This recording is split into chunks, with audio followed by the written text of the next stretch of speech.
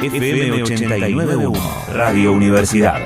Tengo a Alejandro Laurna Garay, especialista en información internacional, y él sabrá explicarnos por qué nunca un peruano termina su mandato. ¿Qué haces, Ale? ¿Cómo andás? Buen día. ¿Qué tal? Buen día, José. Un gusto saludarte. Jorge, también un placer hablar con ustedes. Che, escuchá, es un clásico. Sí, es clásico de clásicos, y no de los últimos años. Vos sabés de que desde la independencia de Perú ha tenido en promedio en los últimos 200 años un presidente cada año y medio. Estamos hablando desde el inicio Repetime porque es un datazo estadístico. ¿Cómo es? Bueno, en los últimos, desde que se inició Perú como país de la independencia hace más de 200 años, tuvo un presidente cada menos de 2 años. O sea, casi un año y medio cambiaba el presidente en promedio, ¿no? Hubo algunos que duraron más, otros menos, pero es un vicio, lamentablemente, una debilidad histórica. Perú tuvo... ¿cuántos golpes de Estado tuvimos aquí en Argentina? 6, ¿no? Más o menos, sí, 6 golpes de Estado. Bueno, Perú tuvo 14 golpes de Estado en su historia, más otros 6, 7 fallidos. La debilidad estructural del sistema político, judicial, del Parlamento de Perú, es una cuestión, es un problema que arrastra desde hace ya siglos Perú, y se agravó, bueno, en los últimos años, tuviste uno por año en los últimos 5 años. A ver, a nosotros nos parece, pero digo, también termina siendo sistemático, porque a nosotros nos parece extraño. Por ahí viene un tipo acá y dice, ¿cómo pueden vivir con esa inflación? Y nosotros ya estamos acostumbrados. Digo, ¿al peruano le pasa eso también? ¿Ya se acostumbró a eso?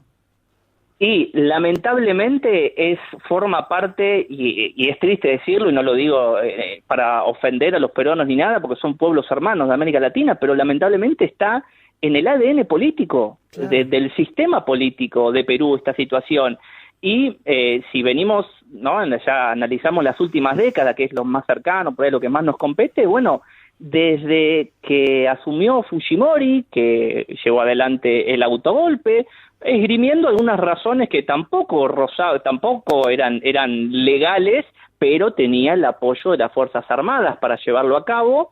Se instaló un sistema neoliberal a ultranza, como en toda América Latina y en varios países del mundo también, que quedó blindado por la nueva Constitución, debilitando la figura presidencial. Ni que hablar si la figura presidencial tiene algún tinte progresista, como era el caso de Castillo, pero vos hoy, pudiendo juntar una mayoría de votos y diciendo, bueno, el presidente del país tiene incapacidad moral, y la razón la podés en términos legales, bueno, ¿qué es incapacidad moral? Y bueno, podemos discutir 3 años qué es incapacidad moral, y empezás a destituir presidentes, no lo dejás gobernar, le volteás, como decimos acá, le volteás los ministros, no lo dejás tomar medidas de gobierno, no lo dejás hacer nada, porque el sistema neoliberal de ampliación de la brecha de ingresos, la privatización de los recursos naturales, que bueno, es uno de los hechos fundamentales, ¿no? Perú es una de las principales economías mineras, como todos los países que están en la cordillera de los Andes, que es un reservorio de recursos mineros por excelencia a nivel mundial, ¿no? Oro, cobre, plata, zinc, estaño, bueno, también gas.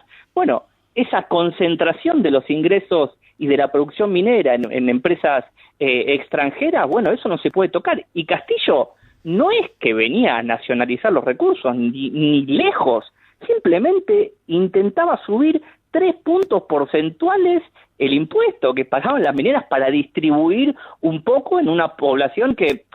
A ver, José, si vos mirás las estadísticas oficiales, bueno, la pobreza es baja en Perú, pero ¿cómo se está midiendo? Vos tenés más del 70% de la fuerza laboral en negro en Perú. O sea, el nivel de ingresos de Perú, de la población, es muy bajo, y el intento progresista de Castillo de distribuir un poco más, de mejorar las condiciones de educación, las condiciones de salud, las condiciones de ingreso de la mayoría de los peruanos, una mayoría de peruanos que tienen un bajo nivel de movilización, no así como sucede, por ejemplo, aquí en Argentina. Por eso vimos algunas manifestaciones, pero de muy poca gente. Bueno, es muy difícil, le fue difícil desde que empezó Castillo. Yo me acuerdo que estaba al aire en un programa de televisión y decía, se viene la izquierda radical en Perú. Le digo, señores, esperen, primero hay que ver si asume, le costó muchísimo asumir, recordarán ustedes. Sí, claro. Y vamos a ver si termina, si lo dejan gobernar, a ver hasta qué año de gobierno llega. Bueno, ahí tenemos, ¿no?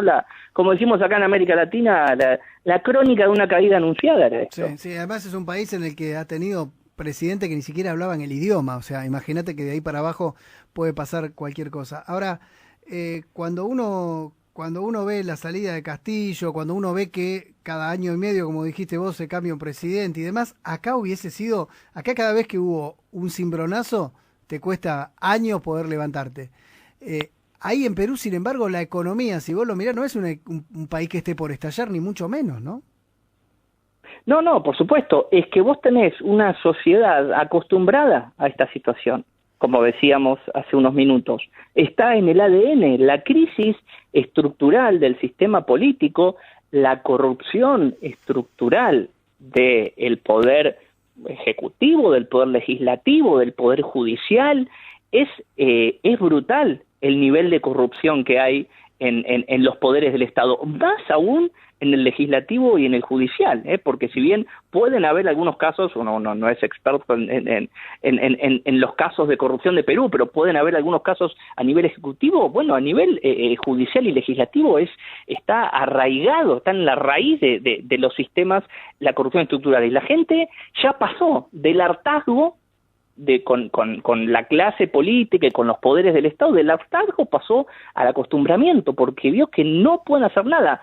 Y Castillo aparecía como un viso de esperanza, un maestro rural con reivindicaciones de las grandes mayorías postergadas del Perú, que arrancó con un apoyo popular importante, donde la gente veía que se podía recuperar una democracia de verdad, que democracia es cuando vos gobernás a favor del pueblo, más allá del sistema de votación y de todo lo que podamos discutir. Dije, bueno, vemos principios de democracia en un Castillo. Bueno, no lo dejaron hacer casi absolutamente nada, y la reforma de la Constitución, porque ahí reside uno de los mayores problemas, ¿no? En la Constitución Nacional está blindado este sistema neoliberal, pero también está ahí, ¿no? Ahí se establece cómo derrocar al Consejo de Ministros y cómo derrocar al presidente, que se hace de una manera realmente sencilla si vos tenés a la oposición en el Congreso. ¿Qué es lo que sucede?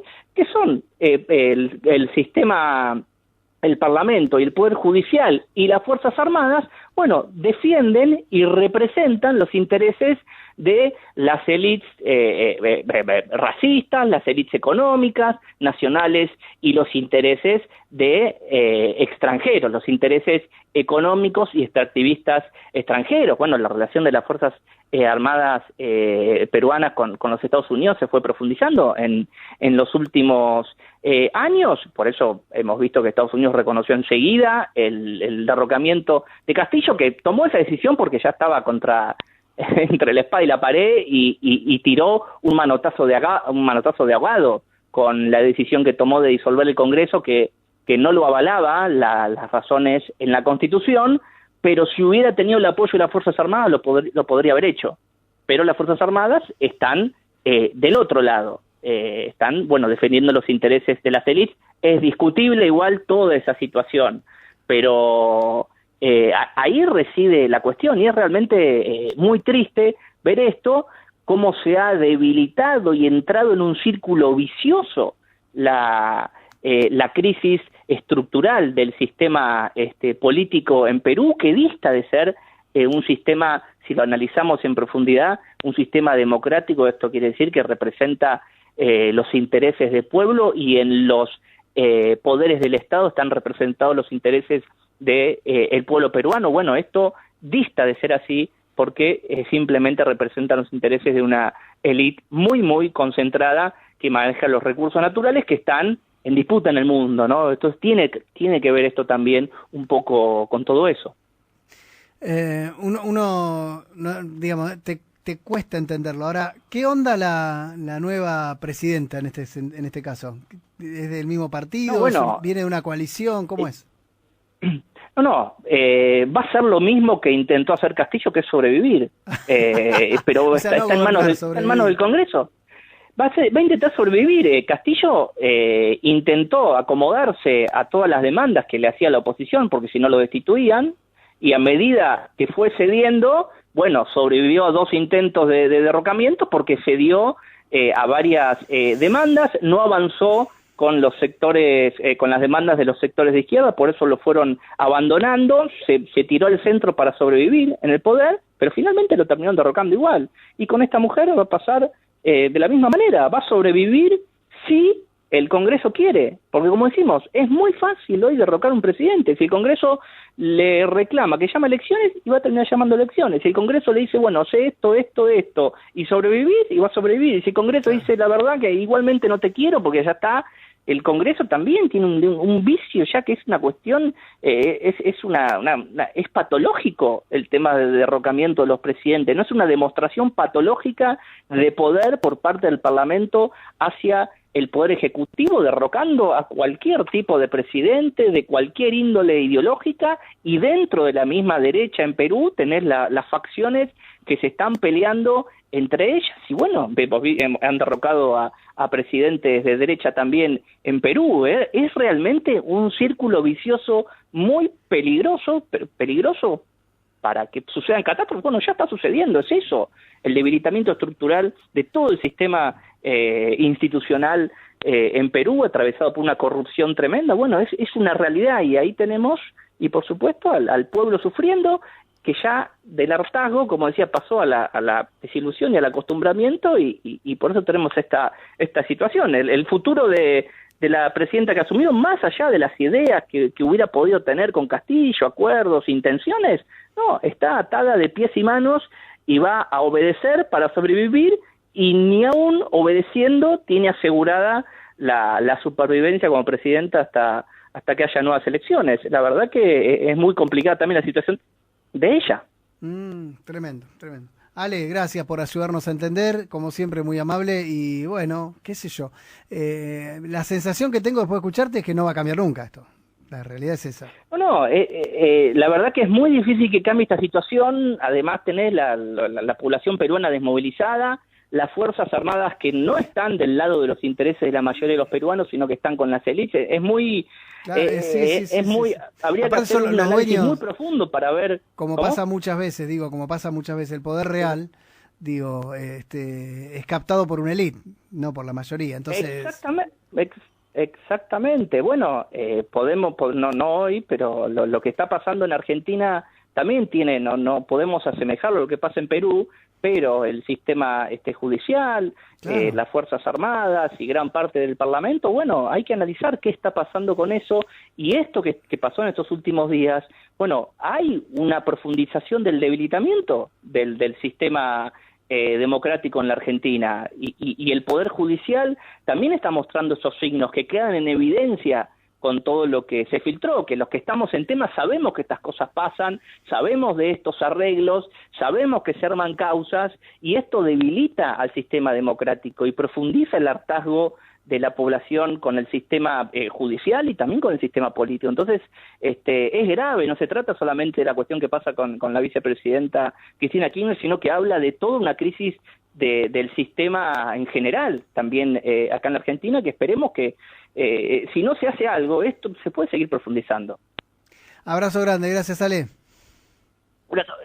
José, te quiero pasar un chivito. Dale, claro. Quiero invitar a la gente que estamos con la última actividad académica el miércoles que viene a las 18:30 horas. Vamos a presentar en un webinario, yo después lo tengo en las redes, sobre una actividad académica, pero ya que estamos en una radio universitaria, sí, ¿no? Presentamos el nuevo desarrollo de la teoría geopolítica adaptada al espacio exterior, cómo ha venido evolucionando la teoría de la geopolítica, la ciencia geopolítica, hacia el terreno del espacio exterior. Lo hacemos en conjunto con la Cátedra de Geografía Política de la Universidad Nacional de Córdoba, con la profesora Silvana Fernández y un grupo de Geografía Política, que es la profesora, con un grupo también de jóvenes profesionales que estamos trabajando para traer a la Argentina ese nuevo desarrollo, para que no nos llegue, como a veces las teorías nos llegan décadas después. Bueno, estamos tratando de adelantarnos y presentarlo y distribuirlo y difundirlo para que también en las universidades de Argentina se tenga en cuenta cómo evoluciona la teoría geopolítica hacia las nuevas, ¿no? Con las nuevas tecnologías y las nuevas políticas de poder en el espacio exterior. Muy interesante, muy interesante. Bueno, estaremos dando cuenta de eso también un poco más adelante. Entonces, abrazo grande y gracias como siempre. Abrazo, José, abrazo para todos y gracias como siempre y un placer. Desde la Universidad Nacional de La Matanza, Radio Universidad FM 89.1. Siempre cerca.